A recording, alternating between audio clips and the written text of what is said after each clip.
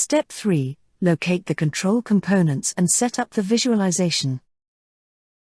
VIGO6 is designed in a way that all software components can be connected before hardware modules are selected.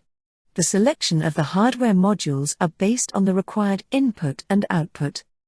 The components must be located in one of the devices where their COP program is to be executed.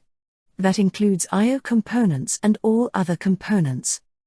The location of the components is done without any modification of the software or manual configuration of addresses.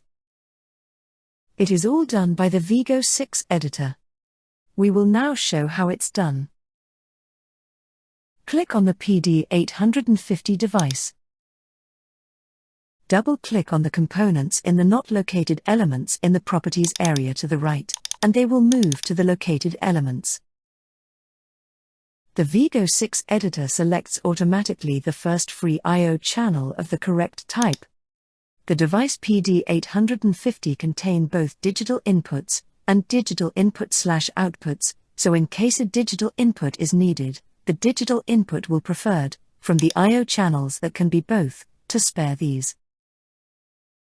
The PD955 COP PC is to show your visualization window for temperature regulator simple, and it is therefore needed to select this view as the guest view of the PD955 COP PC. Fold out the PD955 device, embedded components, and display screen. Right-click on Guest View and select Root View for display.